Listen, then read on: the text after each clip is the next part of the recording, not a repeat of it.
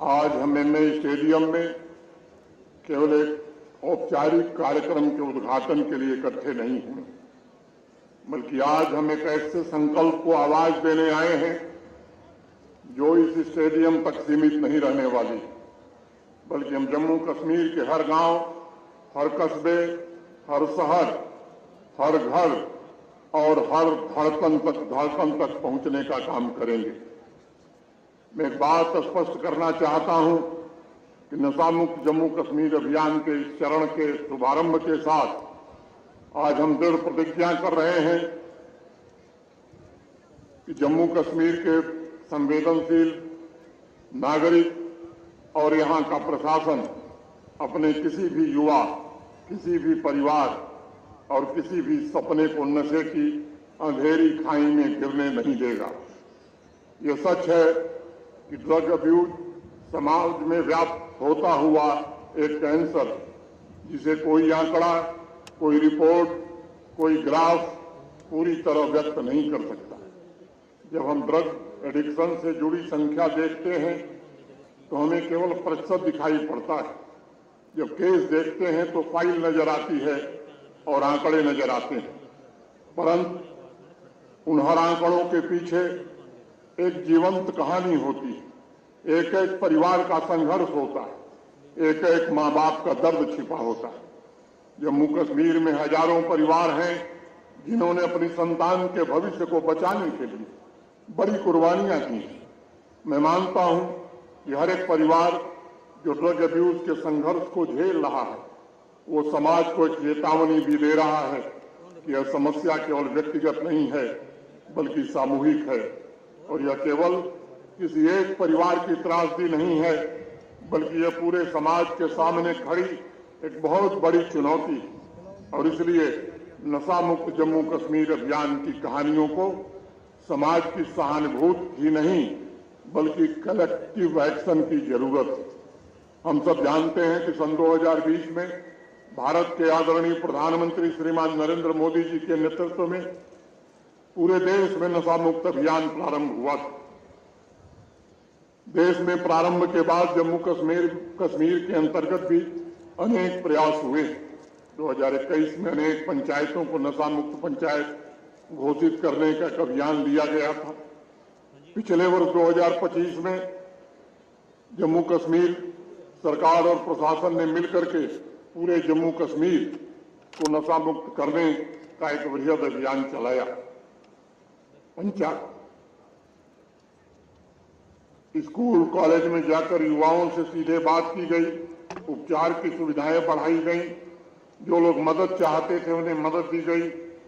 जम्मू कश्मीर वासियों को मैं ये कहना चाहता हूं कि कोई व्यक्ति अकेला नहीं है, पूरा प्रशासन मजबूती के साथ आपके साथ खड़ा है। अभी हमने जो वीडियो देखे हैं उनमें जो जो काम हुआ है उसके बारे में मैं दोहरा करके समय जाया नहीं करना चाहता हूं, लेकिन ये सच है कि हमें मिलकर एकजुट होकर बिना किसी संकोच के इस चुनौती का सामना करने का संकल्प आज लेना होगा। ड्रग अब्यूज की समस्या आज जम्मू कश्मीर के सामने सबसे बड़ी गंभीर चुनौती बनकर खड़ी है।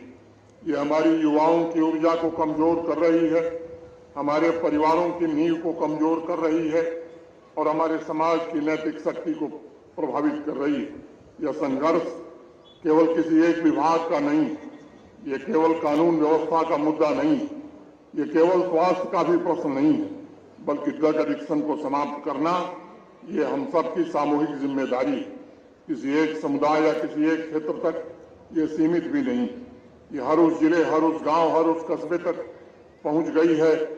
और जहां थोड़ी भी असावधानी होगी मुझे लगता है कि खतरा बढ़ेगा।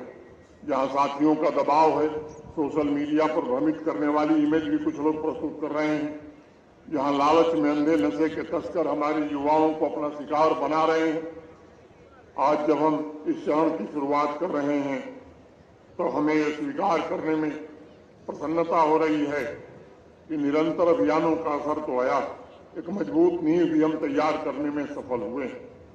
सभी जिलों में फैसिलिटी डेवलप करने में भी हमें सफलता मिली, लेकिन आज मैं कहना चाहता हूं कि पिछले कुछ दिनों में प्रशासन के हमारे वरिष्ठ साथियों ने मिलकर के अनेक प्रभावी कार्यक्रमों की रचना की है।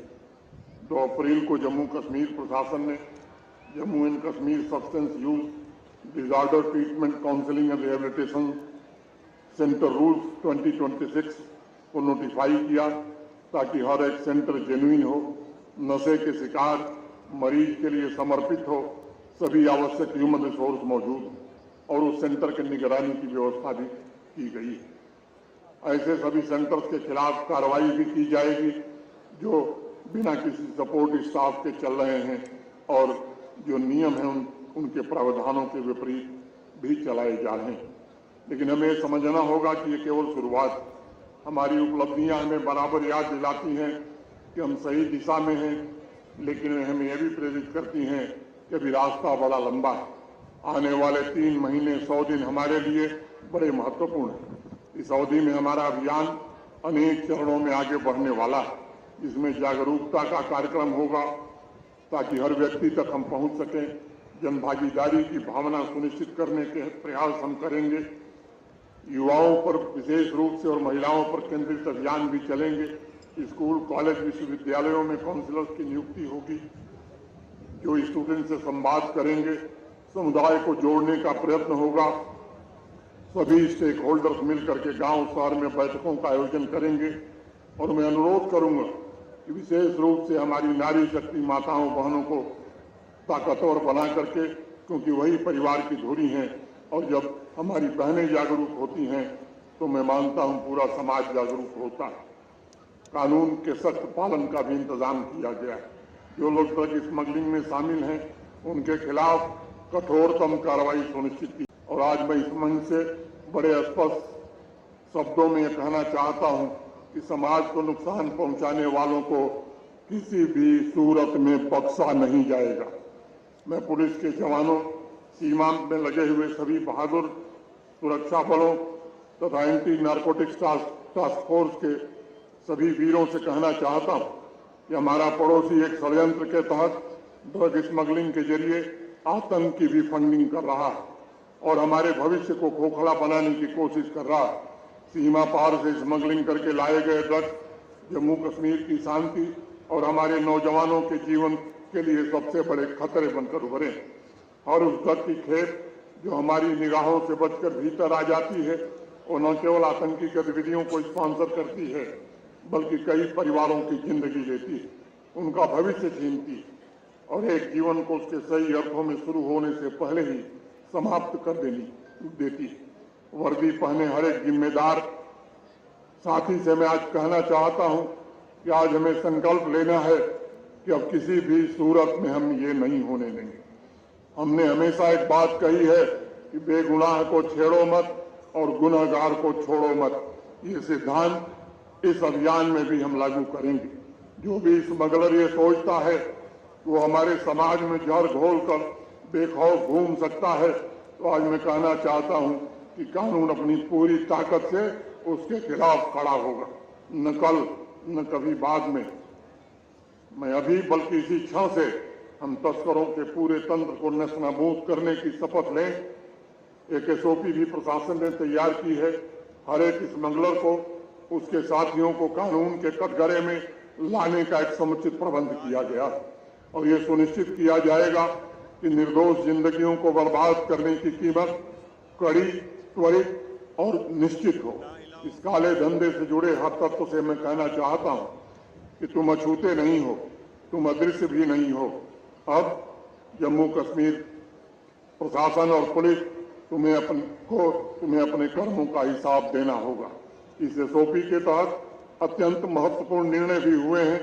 ड्रग स्मगलिंग से जुड़े तस्कर का पासपोर्ट, उसका ड्राइविंग लाइसेंस, उसका आधार नंबर, उसके आर्म्स लाइसेंस सब कुछ निरस्त कर दिया जाएगा और अगर फरार होगा तो लुकआउट सर्कुलर जारी किया जाएगा।